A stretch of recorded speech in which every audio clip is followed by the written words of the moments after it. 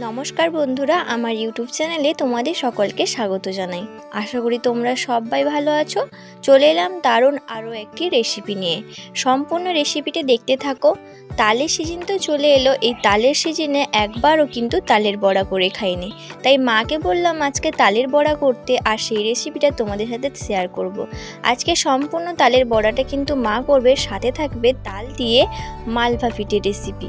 দুটো রেসিপি একসঙ্গে দেখতে থাকো আর সম্পূর্ণ ভিডিওটি দেখার অনুরোধ রইল।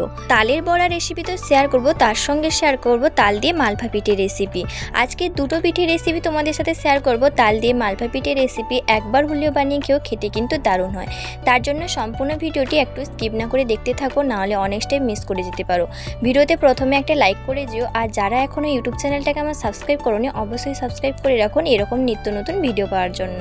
তো চলো ভিডিওটি শুরু করা যাক। প্রথমে তোমরা দেখতে পেলে আমি 1 প্যাকেট সুজি কিন্তু জলে আগে থেকেই ভিজিয়ে রাখলাম, বেশি পরিমাণে একটু জল দিয়ে, যেটা সুজিটাকে অনেকটাই নরম করে দেবে আর কিন্তু সুজিটা ভালোভাবে ফুলে ফেপে উঠবে।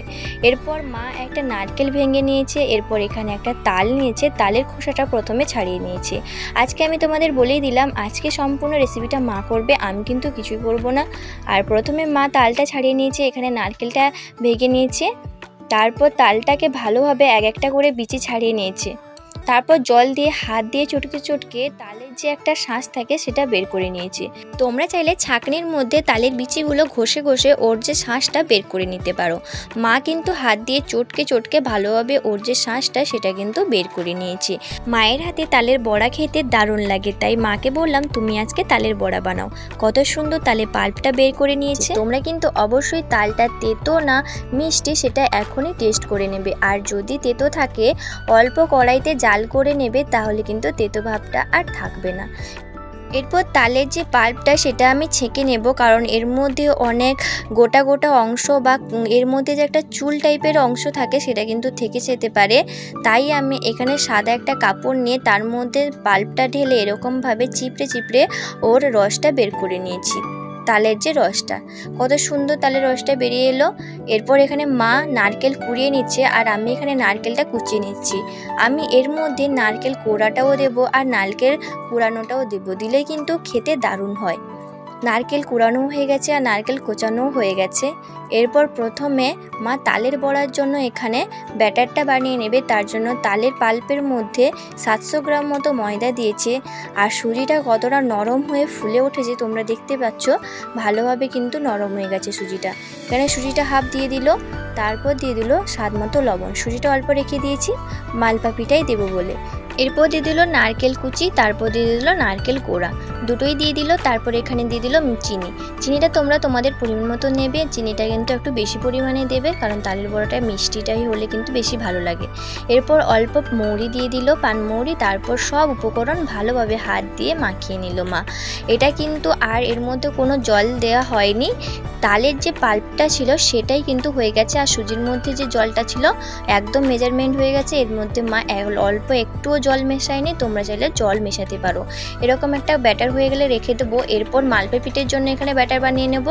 প্রথমে তালের পাল্পের মধ্যে ময়দা আর ভিজিয়ে রাখা সুজিটা দিয়ে দিল, তারপর এখানে নারকেল কোড়াটা দিয়েছি। এর জন্য কিন্তু আমি নারকেল কুচি একদমও রাখিনি, এর মধ্যে নারকেল কুচিটার থেকে নারকেল কোড়াটা দিলে ভালো হয়। আর চিনির পরিমাণটা তোমাদের বললে কি খুবই অল্প পরিমাণে চিনি দেবে, এতে বেশি চিনি পড়ে গেলে কিন্তু পিঠেটা আর তখন করার সময় ভালো হবে না।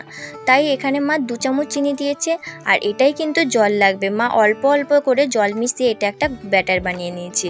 এই ব্যাটারটা একটু পাতলা টাইপের হবে, অল্প অল্প জল দিয়ে কিন্তু ব্যাটারটা বানিয়ে নিতে হবে, না হলে কিন্তু আবার পাতলা হয়ে যেতে পারে।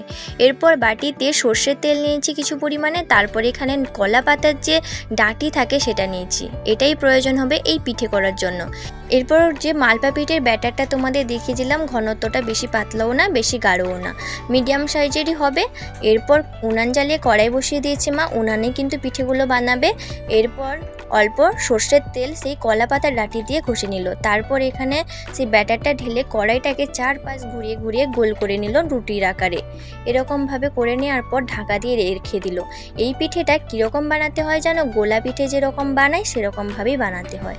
এরপর 4 থেকে 5 5 মিনিট ঢাকা দিয়ে রাখার পর খুন্তি দিয়ে কড়াই থেকে তুলে নিয়েছে। একটা পিঠে রেডি হয়ে গেল। একে একে এরকম সব পিঠে বানিয়ে নেবে। আর এখন কিন্তু উনানের আঁচটা একদম লো রাখতে হবে, বেশি রাখলে কিন্তু পিঠেটা পুড়ে যাবে।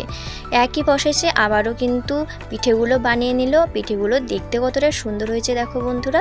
একে একে মা সবগুলো পিঠে বানিয়ে নিল। এই পিঠেটা মা বেশি বানায়নি, অল্প পরিমাণেই বানিয়েছে। এরপর কড়াইতে বেশি পরিমাণে তেল দিয়ে দিয়েছে বড়াগুলো ভাজার জন্য। এরপর একটা করে বড়ার আকারে মা ছেড়ে দিল। আর মা কিন্তু বড়াগুলো একদম ছোট ছোট করতে পছন্দ করে না, তাই মিডিয়াম সাইজের বড়াগুলো করেছে। আর তারপর তেলটা কিন্তু ভালোভাবে গরম হয়ে গেলেই বড়ার আকারে বড়াগুলো কিন্তু ছেড়ে দিবে। এরপর উল্টে পাল্টে ভালোভাবে সময় ধরে লাল লাল করে ভেজে নেবে। এটার কথা তোমাদের কি বলবো, সময় ধরে একটু ভেজে নিলে ভেতরেও কাঁচা থাকবে না, ওপরেও লাল লাল হয়ে যাবে।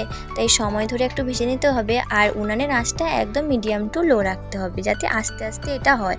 আর তোমরা গ্যাসে ভাজলে তখনও গ্যাসের আঁচটা অল্প রাখবে। এরকম মা জেকে জেকে ভালোভাবে কিন্তু বড়াগুলো ভেজে নিয়েছে।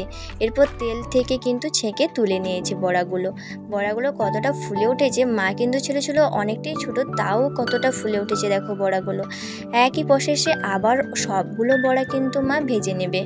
এতদিন তোমরা আমার হাতে রান্না দেখেছো, আজকে মায়ের হাতে এই পিঠে রেসিপিটা তোমাদের কেমন লাগলো কমেন্টে কিন্তু জানাবে।